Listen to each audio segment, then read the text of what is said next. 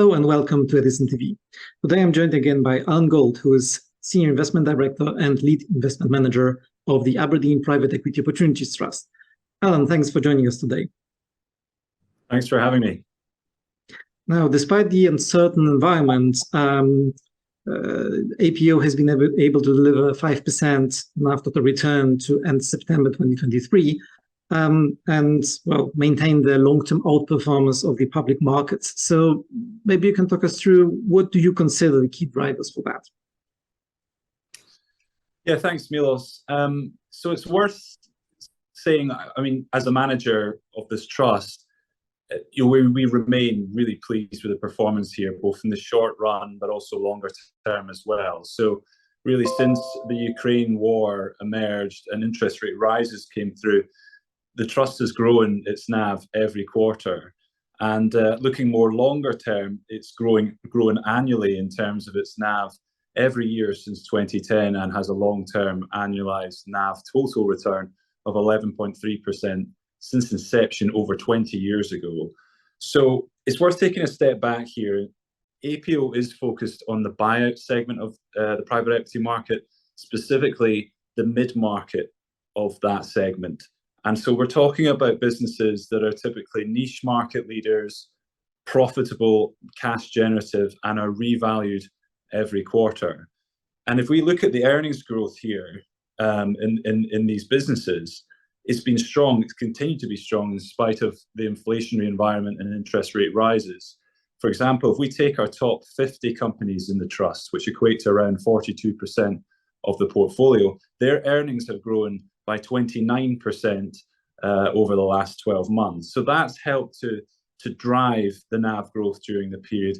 In addition, we have seen some exits in the portfolio. Exits have fallen year on year quite dramatically in terms of count, but in terms of the uplift upon exit that we've seen in these exits, it's remained very strong. So when we look at this year, the average uplift upon exit compared to the unrealized value 2 quarters prior has been 23%. So those two factors, a strong earnings growth in the underlying portfolio companies, as well as the uplift, the continued uplift upon exit, have helped drive the NAV performance.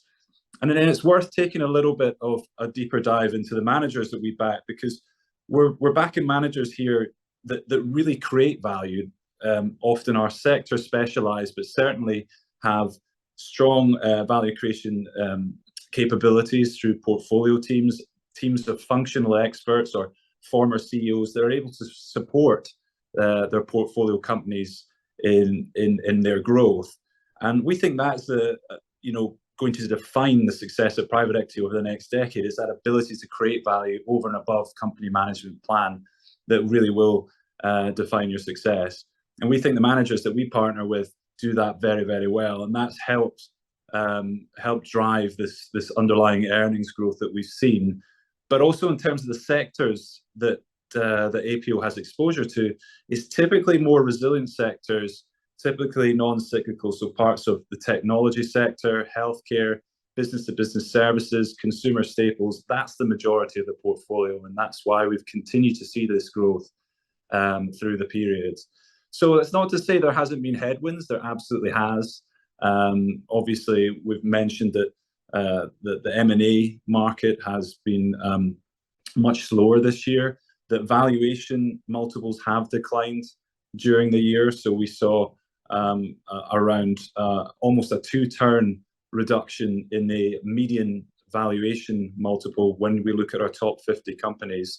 So there's definitely been some headwinds there. And then also FX as well has been a slight detractor to the performance. Thank you. Now, both APEO and its listed PE peers are currently traded at, well, quite wide discounts to NAV, which currently for APEO stands at around 40%. Meanwhile, buyout portfolios in the private secondary markets have been traded at a discount of around 10%. And I wonder if you see any reasons or justification for such a significant difference. Yeah, it's quite confusing. In short, I don't see any fundamental reason why these markets should have such a spread. So they're both related to the private equity market. I think there's probably three factors at play. So firstly, there's an investment trust specific reason. So the demand for investment trusts right now is pretty low or relatively low. The average investment trusts, putting aside private equity, non-private equity, the average investment trust is trading at a mid to high teens discount right now. So there's an element of it that's investment trust related, but it's also, I guess, related to the buyers in listed private equity versus the buyers in the secondary market in private equity. So in terms of the secondary market in private equity, it's typically institutional buyers that have dedicated private equity resource and knowledge. And then in the listed private equity part of the market, it's often retail investors and wealth managers. But importantly, it's also the access to information that these potential buyers have. So with the private equity secondary market, these institutional buyers are often bound by non-disclosure agreements, which means they're able to go into real granular detail on the underlying portfolio companies in terms of their growth, but also how they're valued, and they're able to price with a lot more information than a sort of an investor in listed private equity, whereby frankly, there's a lot of sensitive information that cannot be released into the public domain because the private equity manager would be at a competitive disadvantage if they provided that widely to the public. So there's an information element as well, which probably means that listed private equity doesn't quite have that access to granular information due to sensitivity reasons, which means they're not able to price as much in an educated way. So there's a few things at play here, but in summary, fundamentally, I don't think there should be this sort of disconnect that we're seeing right now. Thank you. That's very helpful. Now, APEO has experienced net capital calls with this surplus of drawdowns over distributions over the last 12 months. So maybe you can talk us through how your balance sheet is prepared for a potential continuation of this trend. Yeah, so we do operate an overcommitment policy. We always have. This trust's been around since 2001, as it makes fund commitments to make sure its resources are deployed in the most efficient way. We do commit more than the liquid resources we have. So if we look at this year, you're absolutely right. Drawdowns have outpaced distributions by around 20 million when you strip out the effect of co-investments. We're actually reasonably pleased with that because drawdowns and distributions are linked to M&A activity in private equity, and as we've known, that has dramatically fallen during the year. So we actually expected drawdowns to outpace distributions even more and planned for that. But ultimately, drawdowns and distributions are highly correlated. There is a lag because a lot of the funds in private equity use a credit facility to fund new investments before drawing that from investors. And we think those credit facilities from deals done in 2022 will be fully repaid by the end of this year. And we know new deal activity during 2023 has been quite light. So we expect as we move into next year, drawdowns and distributions will be pretty well matched. And as activity comes back into the market, into private equity, we expect that distributions will see the effect first. Distributions will increase first, then drawdowns will follow. So we think we've got through this period when drawdowns should materially outpace distributions. And then it's the question of when does activity materially come back to private equity? And we don't know that for sure. We always hope for the best, but plan for the worst. And that's why we have the balance sheet that we do at the moment. We upsized the revolving credit facility in APEO back at the tail end of 2022. It's a 300 million facility. We have roughly 215 million of liquid resources, i.e. undrawn credit facility and cash at the moment. So we feel like we're in a good position.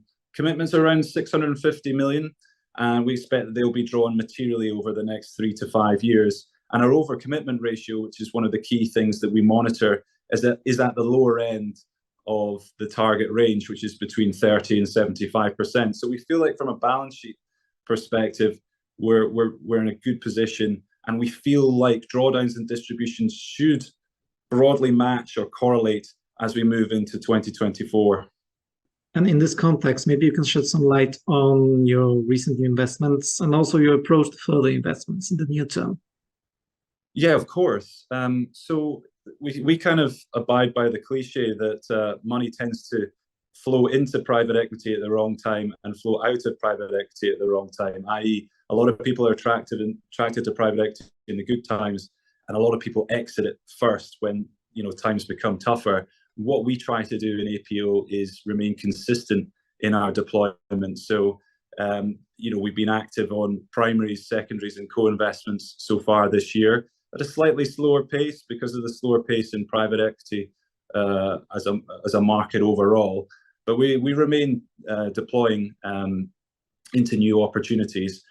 Probably the two most recent ones, there's one primary investment that we've made into a fund managed by Montefiore.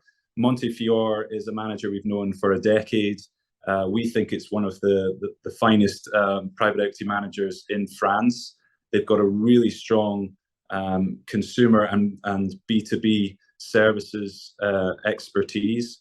And we think that given APEO is very much focused on the mid-market, the fact that Montefiore offers an offering for the upper mid-market and the lower mid-market was really attractive as well. And given us, on top of all that, the strong relationship we've built, they should be a good source of direct co-investment as well moving forward.